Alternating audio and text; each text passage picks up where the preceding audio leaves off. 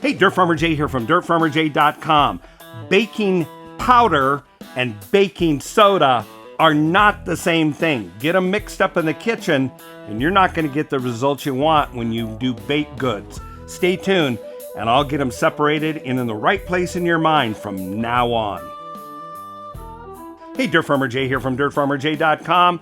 We're all familiar with these things in our pantry of baking soda and baking powder. They sound very similar, but they're very different. They are interrelated, and let me give you some tips of what they are, and then you'll understand much better where they're used correctly, and you'll not get them mixed up again.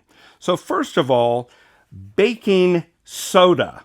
Now this particular formulation, Arm & Hammer, is a very popular brand in the United States and probably in other areas of the world also. And this particular formulation is for the fridge and freezer. It's still called baking soda, but this particular formulation on the side, they say right in the direction, they don't recommend it for baking because these are larger granules meant for maximum absorption, which gives you a clue that baking soda actually can be used for several other things, lots of things as a matter of fact. So this is sodium bicarbonate and is used in industry, but also in baking. But it is a single ingredient product, and it is what's called a base. If you mix an acid with it, my favorite experiment in middle school was making the fake volcano with food dye, vinegar, and baking soda, because when you pour these two together, baking soda and vinegar, it foams like crazy as they work to neutralize each other, the acid and the base. All right, so this is the base. Now, what is this? Well, these are called baking powders, and these are two different brands here, and I'll show you why, because they use different things as the acid. If you'll notice on these, on the side over here, it says double acting, and right up in the front of here, double acting. Well, what is in these, okay?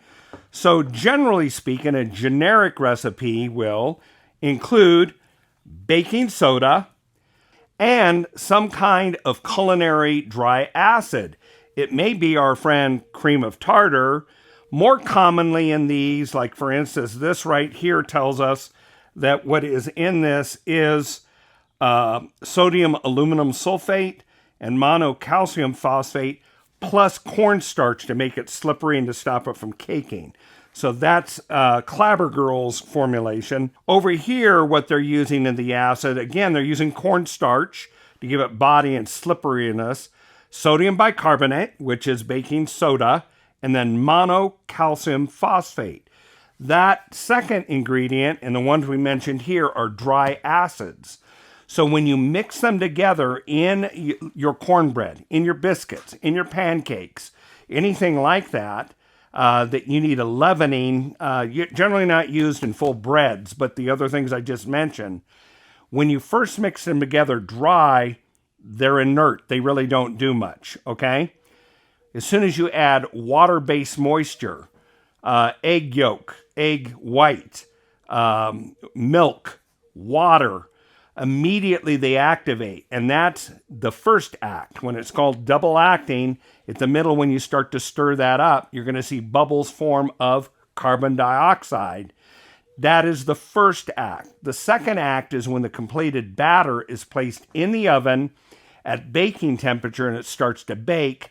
It regenerates again the second time, creating bubbles, micro bubbles, and medium-sized bubbles in the batter, opening the batter up and giving lift so that you end up with nice crumb or nice spacing in between the food particles. Otherwise, without it, it's going to fall and become very dense and not nearly as palatable or pleasant to the tongue. All right, now, one of the things I found recently, and I actually tried this out and gave both some to Dirt Farmer Maggie and also to Rob, who's behind the camera right now, some peanut butter cookies I made. You know, the kind they've got the crisscross of the fork on it and the, you know, the top with the Hershey Kiss. I made those after finding a recipe. It said, don't use baking soda, use baking powder. It'll make the cookie a lot softer and have a little bit more loft. You know what? It delivered. It is really good. These are great cookies. So they changed that way, but that is what's going on in the background. You need both the acid and the base and moisture to activate to get the lift you need. So don't just use baking soda unless it specifically calls for that. Use baking powder to get that rise that you like in your baked goods. So if you are going to use only baking soda in a preparation and you're foregoing or the recipe does not call for baking powder, you need to add an acid of some kind. And that can be in many forms. It can be something like lemon juice, yogurt, buttermilk, even molasses. These type of things will add the needed acid to this to get the lift of CO2. Although baking soda is kind of a one-trick pony in the kitchen, in the pantry, and in food preparation, let's not minimize its importance.